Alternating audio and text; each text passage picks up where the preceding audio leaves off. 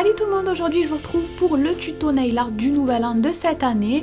Donc j'ai voulu faire quelque chose de très chargé cette fois-ci pour vraiment rappeler toutes les paillettes, tous les cotillons, tout ça qu'on voit pour le nouvel an. Je voulais garder cet esprit. J'ai utilisé aussi des couleurs, des teintes de doré et de noir avec des vernis Yves Rocher. Ça marche toujours très bien le doré je trouve pour le nouvel an.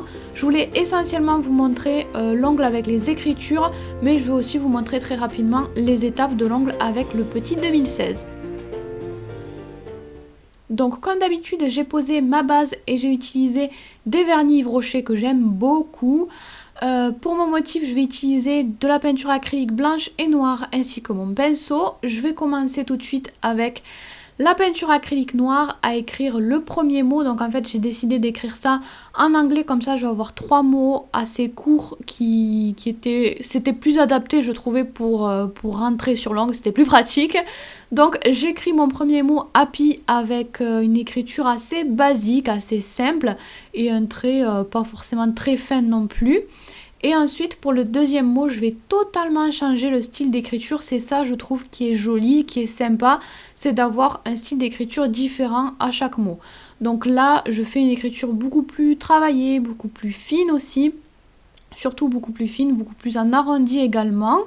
Donc je termine ça et à nouveau pour le dernier mot, je vais encore faire quelque chose de totalement différent.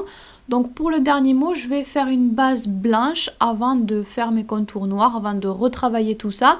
Donc je fais des lettres assez basiques en blanc cette fois-ci. Ensuite, je vais reprendre la peinture acrylique noire et je vais repasser, retravailler certaines choses, bien terminer toutes mes lettres, essentiellement épaissir le happy comme vous pouvez le voir, rectifier certaines choses sur les lettres que j'ai envie de rectifier et je vais ensuite faire les contours de mon dernier mot comme vous pouvez le voir. Donc un contour assez fin quand même, donc ça va vraiment faire ressortir mes lettres et leur donner leur forme finale. Ensuite, pour que mon premier mot soit assez raccord avec le reste et qu'il ressorte mieux, j'ai eu envie de mettre un petit contour blanc, on va dire. Donc en fait, je mets un trait blanc que d'un seul côté, vous choisissez à droite, à gauche, peu importe. Mais je le mets que d'un côté, un petit peu comme si on faisait une ombre en fait. C'est quelque chose que j'aime bien faire. Ensuite, sur le dernier mot, je vais ajouter des petites rayures. C'était pour qu'il ressorte moins, mais si vous aimez le côté entièrement blanc, bien sûr, laissez le blanc, faites selon vos goûts. Donc c'est terminé pour les écritures. Vous pouvez laisser comme ça si vous voulez quelque chose de plus soft. Moi je voulais vraiment, comme je vous l'ai dit, quelque chose de très chargé, quelque chose de très festif.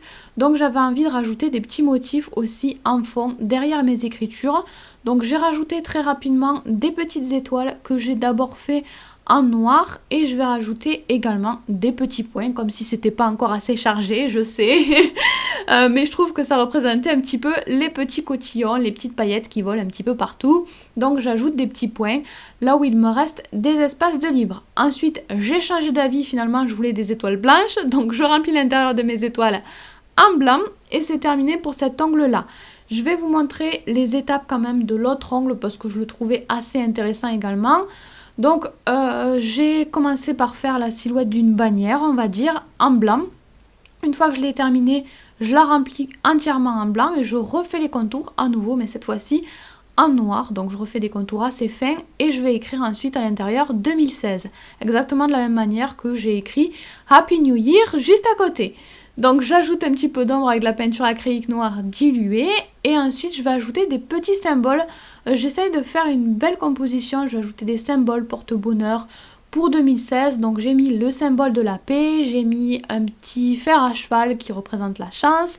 Voilà, donc pour mon petit fer à cheval, je commence par une base blanche. Et je vais ensuite ajouter quelques ombres en gris, puis je vais terminer en ajoutant les détails. Comme d'habitude, c'est toujours les mêmes étapes. Donc je rajoute des petits contours assez fins puisque le motif est vraiment tout petit. Et je termine avec des petits points sur mon fer à cheval.